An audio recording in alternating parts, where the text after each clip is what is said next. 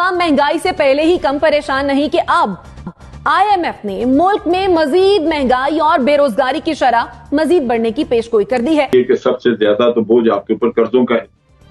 अब कर्जे अदा करने के लिए, पिछले कर्जे अदा करने के लिए आप मजीद ले रहे हैं, नतीजा ये कि कर्जे बढ़ते। इस वीडियो में पाकिस्तान मीडिया बात कर रहा है वर्ल्ड बैंक की तरफ से पाकिस्तान को दिए गए बहुत बड़े झटके के बारे में। दरअसल हाल ही में वर्ल्ड बैंक ने एक नई रिपोर्ट जारी की है जिसमें पाकिस्तान का नाम दुनिया के 10 सबसे ज्यादा कर्जा लेने वाले देशों में शामिल हो चुका है। वैसे ये हकीकत पूरी दुनिया ही जानती थी कि पाकिस्तान कितना भिखमंगा देश है, पर इस तरह से वर्ल्ड बैंक की तरफ से एक ऑफिशियल रिपोर्ट आने की वजह से पाकिस्तान को दुनिया की बड़ी संस्थाओं की तरफ से अब नया कर्जा नहीं मिलेगा, क्योंकि पाकिस्तान अब जब भी कोई नया कर्जा लेने जाएगा तब ये संस्थाएं कह सकेगी कि वर्ल्ड बैंक के हिसाब से आपके ऊपर पहले से इतना ज्यादा कर्जा है और आप वो भी नहीं चुका पाए तो आप ये कर्जा कैसे चुकाओगे। और हम सबको पता है कि पाकिस्तान की इकोनॉमी का बड़ा हिस्सा कर्जों से ही चलता है और अब नया कर्जा नहीं मिलेगा तो पाकिस्तान की हालत क्या होगी वो आने वाले समय में हम सबको पता चलेगा। इसी बात को लेकर पाकिस्तान मीडिया में क्या चर्चा हो रही है वो देखने के लिए शुरू करते हैं इस वीडियो का अगला भाग। महंगाई से पहले ही कम परेशान नहीं कि अब आईएमएफ ने मुल्क में मजीद महंगाई और बेरोजगारी की शरह मजीद बढ़ने की पेशगोई कर दी है। वर्ल्ड इकोनॉमिक आउटलुक रिपोर्ट में कहा गया है कि पाकिस्तान में इस साल महंगाई 9.2% तक जा सकती है, जबकि महंगाई की शरह 4.8% रहने का इम्कान है।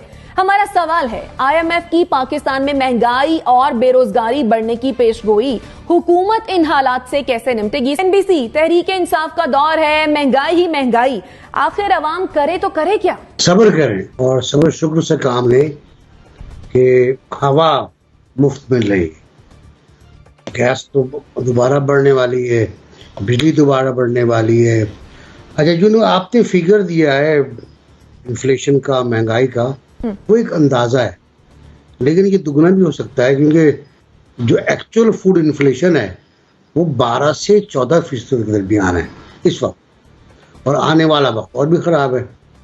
तो हुकूमत काश, मेरी ख्वाहिश है कि इस मौके पर ऑर्डर्स जारी करके महंगाई पर पाबंदी लगा दे और एक और ऑर्डर्स जारी करे जिसके तहत कीमतें वहीं वापस जाएं जहां से इन्होंने शुरू किया था। और ये मुमकिन नहीं होगा।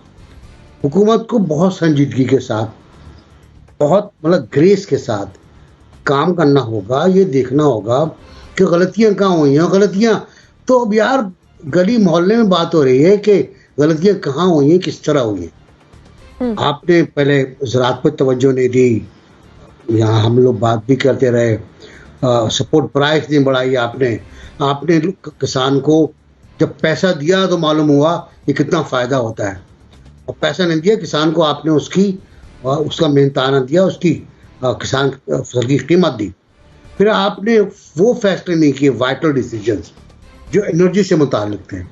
टर्मिनल आप नहीं लगा पाए इस दौरान, अब बनना शुरू हुआ है, पता नहीं कब मुकम्मल होगा। और दूसरी बात की कार्गो जो आपका आता है उसको आप सही तरह से डील नहीं कर पाए। पेट्रोलियम पर आपकी पॉलिसी नाकाम रही, आपकी फाइनेंस पॉलिसी नाकाम रही। तो नाकामियों को देखिए, इससे सीखने का एक होता है, इससे आप सीख सकते हैं। इससे आप सीखना चाहें तो सीखेंगे, आप सीखना भी नहीं चाह रहे। आप तो कह रहे हैं पूरी दुनिया में महंगाई है।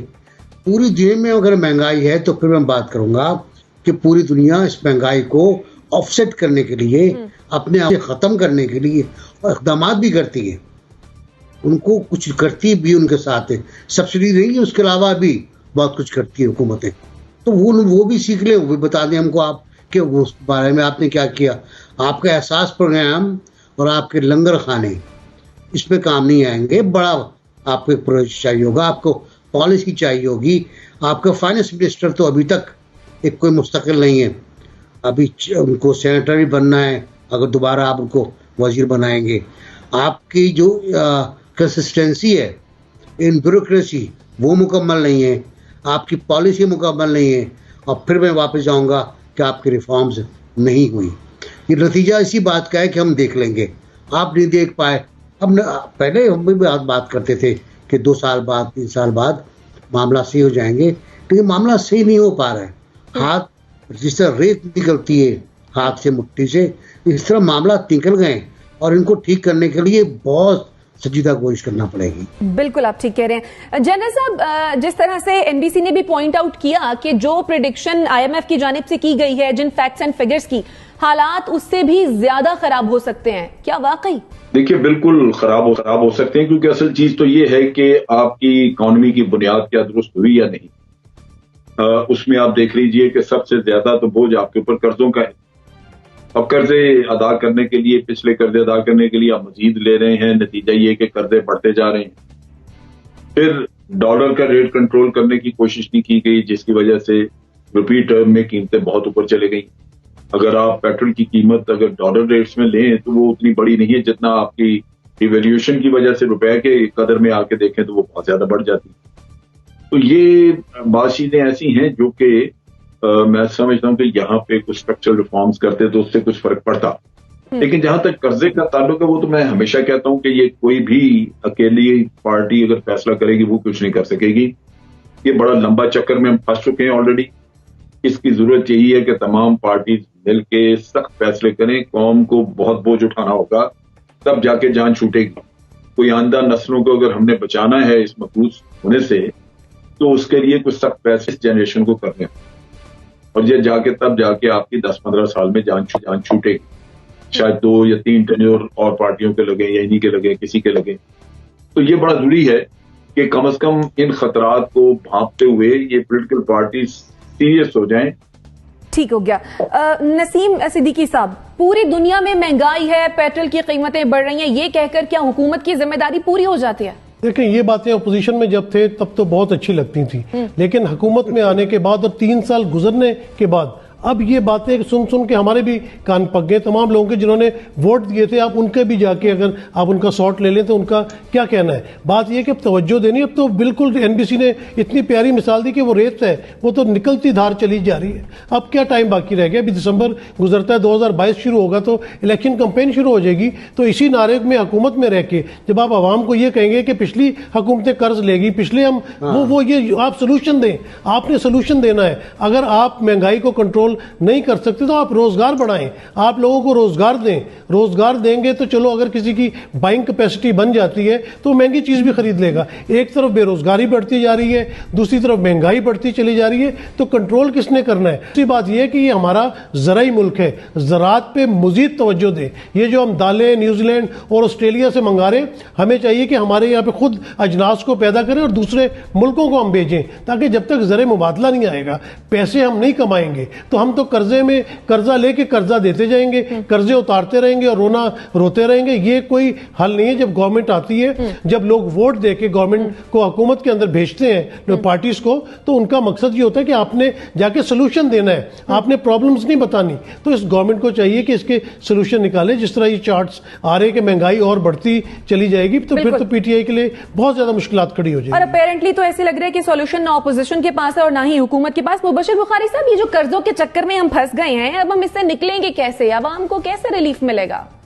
और अब तो बिल्कुल हाथ से गेम निकल चुकी है। कोई ऐसा टाइम नहीं है, कोई ऐसी मैजिक स्टिक नहीं है जिससे हुकूमत जो है इन सब सारे प्रॉब्लम्स पे ओवरकम कर सके।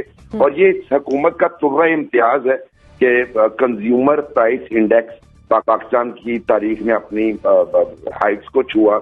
अभी जो प्लंज हुई है रिसेंटली 2 हफ्ता कबल हमारी स्टॉक मार्केट, वो भी एक तारीखी थी। जो पेट्रोल की प्राइसेस हैं वो भी तारीखी तौर पर ऊपर गई हैं। डॉलर की प्राइस तारीखी, तो ये सारे जो तमगाजात हैं और सारे इम्तियाजात इसी हुकूमत के हिस्से में क्यों आए हैं, बहुत बड़ा क्वेश्चन मार्क है। इसलिए आए हैं कि इनके पास शायद वो नजर नहीं कि आने वाले खतरात को भांप सके और उसका कोई सोल्यूशन पेश कर सके। मुझे आपने पूछा कि कैसे काबू पाएंगे कर्जों से, तो मुझे तो ऐसा कोई मामला और कोई ऐसा वे आउट नजर नहीं आता, अनलेस कि आप एक देरपा प्लानिंग करें, लॉन्ग टर्म प्लानिंग, जिसके जरिए आप, और वो भी मतलब अगर अगली हुकूमत इनकी और उसके बाद जिसकी भी आए, वो उस प्लानिंग को विद इन द लाइन रहना चाहिए। उसके बाद ही हम शायद किसी नतीजे और मकाम पर पहुंच सके। ब्लूमबर्ग की रिपोर्ट थी कि सप्लाई चेन इतनी बुरी तरह मुतासिर हुई है इस वक्त पूरी दुनिया में कि नेक्स्ट विंटर्स के लिए कार्गो शिप्स की एक लंबी लाइन है कतर में कि वो नेक्स्ट विंटर की तैयारी करके बैठे हुए हैं। मुझे ये नहीं पता कि हमारे पास इस विंटर के लिए भी गैस है कि नहीं है, क्योंकि ये लोग ऑर्डर करना भी भूल जाते हैं। सो मेरा ख्याल है इट्स टाइम के चीजों को जरा प्रोएक्टिवली बैठ के डिस्कस कर लें, तो आधा मसला उसी से हल हो जाता है कि सिचुएशन तो क्लियर हो कम अज कम। जुनैरा की बात से ही उठाऊंगा कि विंटर आपका वाकई विंटर होगा और चूल्हे शायद ना जल पाए आप लोगों के, बड़े मसाइल सामने